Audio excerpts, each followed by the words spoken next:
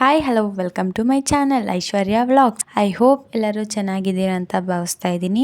ಇದು ಬಂದು ಗುರುವಾರ ಸಂಜೆಯಿಂದ ವ್ಲಾಗ್ನ ಶುರು ಮಾಡ್ತಾ ಇದ್ದೀನಿ. ಹಾಲಿನ ಕೆನೆಯಿಂದ ತುಪ್ಪ ಮಾಡೋದು ತೋರಿಸ್ತಾ ಇದ್ದೀನಿ. ದೇವರ ಪೂಜೆಗಷ್ಟೇ ಬಳಸ್ಲಿಕ್ಕಾಗುತ್ತೆ ಇದು ತುಪ್ಪ. ಬನ್ನಿ ನೋಡೋಣ. ಮೊದಲಿಗೆ ಇದು ಒಂದು ವಾರದ ಕೆನೆ ಮಿಕ್ಸಿ ಜಾರ್ಗೆ ಸೇರಿಸ್ಕೊಳ್ತಾ ಇದ್ದೀನಿ. ಹಾಗೆ ಒಂದು ಗ್ಲಾಸ್ ಅಷ್ಟು ನೀರನ್ನ ಕೂಡ ಸೇರಿಸ್ಕೊಳ್ತಾ ಇದ್ದೀನಿ. ಬೆಣ್ಣೆ ಬರೋವರೆಗೂ ಮಿಕ್ಸಿಗೆ ಹಾಕ್ಕೊಳ್ತಾ ಇದ್ದೀನಿ. ನೋಡಿ ಬೆಣ್ಣೆ ಎಷ್ಟು ಚೆನ್ನಾಗಿ ಬಂದಿದೆ. ನನಗೊಂದು 100 ಗ್ರಾಮ್ ಅಷ್ಟು ಬೆಣ್ಣೆ ಸಿಕ್ಕಿದೆ. ನಮ್ಮ ಮನೇಲಿ ಇದು ದೇವ್ರ ದೀಪಕ್ಕಷ್ಟೇ ಬಳಸೋದ್ರಿಂದ ಸರಿ ಹೋಗುತ್ತೆ ನಮಗೆ. ನಾನೀಗ ತುಪ್ಪ ಕಾಯಿಸ್ತಾ ಇದ್ದೀನಿ. ನೋಡಿ ಎಷ್ಟು ಚೆನ್ನಾಗಿ ಕಾಯ್ತಿದೆ ಅಂದರೆ ನೋಡಿ. ಈಗ ಕರೆಕ್ಟಾಗಿ ತುಪ್ಪ ಬಿಟ್ಕೊಂಡಿದೆ. ಕರ್ಪೂರ, ಅರಿಶಿನದ ಪುಡಿ, ಲವಂಗ ಹಾಗೆ ಜವಾದು ಪೌಡರ್ ಸೇರಿಸ್ಕೊಳ್ತಾ ಇದ್ದೀನಿ.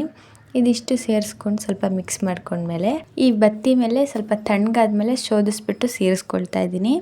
ಒಂದು 10 ನಿಮಿಷ ಬಿಟ್ಟರೆ ಅದು ಪೂರ್ತಿ ಅಬ್ಸರ್ವ್ ಮಾಡ್ಕೊಳ್ಳುತ್ತೆ.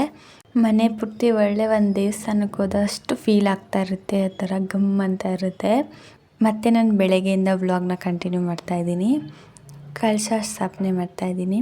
ಇವತ್ತು ಆಷಾಢ ಶುಕ್ರವಾರ ಅಲ್ವಾ, ಅದಕ್ಕೆ ಉಪ್ಪಿನ ದೀಪ ಕೂಡ ಹಚ್ತಾ ಇದ್ದೀನಿ. ನಮ್ಮ ಮನಸ್ಸಲ್ಲಿ ಏನು ಕೆಲಸ ಆಗಬೇಕು ಅಂತ ಅಂದ್ಕೊಂಡಿದ್ದೀವೋ ಅದು ಆಗಲಿ ಅಂತ ಸಂಕಲ್ಪ ಮಾಡಿಕೊಂಡು ಈ ದೀಪನ ಹಚ್ಚಬೇಕು. ಆದರೆ ವಾರದಲ್ಲಿ 3 ವಾರ ಅಥವಾ 5 ವಾರ ಅಂತ ಸಂಕಲ್ಪ ಮಾಡ್ಕೊಂಡು ಮಾಡಬೇಕು. ಹಾಗೆ ನೈವೇದ್ಯಕ್ಕೆ ಸ್ವೀಟ್ ಕೂಡ ಮಾಡ್ತಾಯಿದ್ದೀನಿ. ಸಬ್ಬಕ್ಕಿ ಹಾಗೆ ಕ್ಯಾರೆಟ್ ಪಾಯಸ ಮಾಡ್ತಾಯಿದ್ದೀನಿ. 2 ಸ್ಪೂನಷ್ಟು ತುಪ್ಪನ ಕೂಡ ಸೇರಿಸ್ಕೊಂಡಿದ್ದೀನಿ. ಹಾಗೆ ಡ್ರೈ ಫ್ರೂಟ್ಸ್ನ ಕೂಡ ಹುರ್ಕೊಳ್ತಾ ಇದ್ದೀನಿ ತುಪ್ಪದಲ್ಲಿ. ಸೈಡ್ಗೆ ಎತ್ತಿಡ್ತಾ ಇದ್ದೀನಿ. ಹಾಗೆ 1 ಕಪ್ಪಷ್ಟು ಕ್ಯಾರೆಟ್ನ ಹುರ್ಕೊಳ್ತಾ ಇದ್ದೀನಿ ತುಪ್ಪದಲ್ಲಿ. ಅದನ್ನು ಕೂಡ ಸೈಡಿಗೆ ತೆಗೆದಿಡ್ತಾ ಇದ್ದೀನಿ.